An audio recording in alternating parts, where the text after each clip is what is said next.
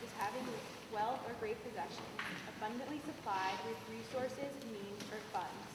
Wealth. This is where dictionary.com and I differ. My view of wealth is significantly different, especially after this past summer. Let me back up for a moment. Over the summer, I was blessed to travel to both El Salvador and Italy through 2 different programs offered through Loyola. In both of these programs, I discovered the true definition of the term rich. While in El Salvador, with the Encounter El Salvador Immersion Program, the family that I stayed with in the Campo showed me the value of family. I learned from my 3-year-old Campo brother, Johnny, that materials and wealth do not buy happiness. I watched little Johnny play with the same beaten-up toy truck for 2 days, and he was truly happy and filled with joy. Johnny did not need the newest Little Tykes tool set or a motorized play car to obtain happiness. His imagination and his family brought him plenty of joy and pleasure.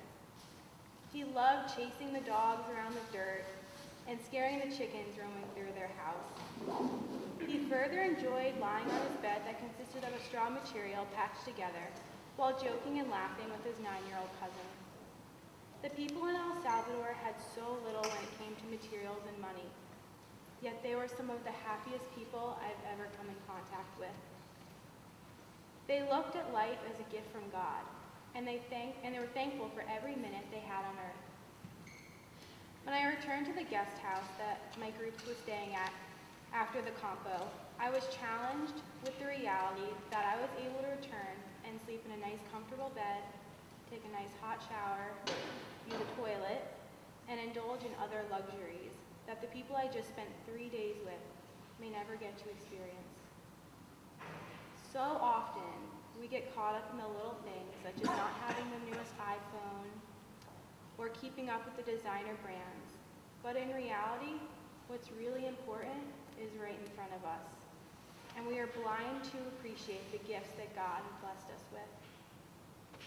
When we worship the materialistic objects that are and we place them above God, we fall away from his eternal love for us and step further away from the ultimate goal of going to heaven. About a month after El Salvador, I was further blessed to travel to a tiny town in Italy called Camerano. I completely and totally fell in love with this tiny town and all it had to offer, which to most people didn't seem like a lot. It consisted of about 4 small restaurants, 1 school, 1 bank, 1 church, a few markets, and a tobacco shop. Sure, they did not have a plethora of stores and entertainment, but they had the most spectacular and beautiful views I have ever seen, amazing food, and great people and friends and family. Every morning I woke up to the hills of Italy filled with sunflowers that went on for miles and land that was fresh and unharmed by pollution. God is the best artist. He paints the most beautiful hills, the sunniest sunflowers, and sculpts the happiest smiles. While I was in Italy, I kept a blog so I could look back at my experience and remember all of the details I might otherwise forget. In my final blog, I wrote, "One of my favorite aspects about Italy is their way of looking at the word rich. They measure richness by family, friends, food, and good wine. I love that. Why should richness be measured by money? Money has never brought me happiness, but my family and friends bring me joy every time I'm with them. As I return back to the United States, I am bringing back a greater appreciation for life." As many of you know, the Italians are famous for their amazing cooking and food. I remember one day during Italian class around 11 a.m., it started to smell heavenly. This is because every day around 1 p.m., the town people close down their businesses, children come home from school, and families share an enormous meal together. To them, it does not matter that they will lose 3 hours of business because family and food are worth more to them than profit they would make during that time. Although I did not participate in these extra large lunches as my group and I did indulge in enormous family-style dinners once or twice a week. Let me explain what I mean by enormous. We started off with the first pasta course, then the second pasta course. Then they bring out the salad, the meat, the cheese, the vegetables, the bread, and the olives. In case that wasn't enough, they bring out dessert, whether you want it or not. It is considered rude if you don't eat the food they prepared for you. The women in the kitchen cook for hours and prepare food with their loving hearts. The ingredients that they use are fresh and taste like $1 million menu. They see food before them as a gift from God. The Italians in my town valued food, friends, and family over money any day. They recognized that they would be poor without their loved ones.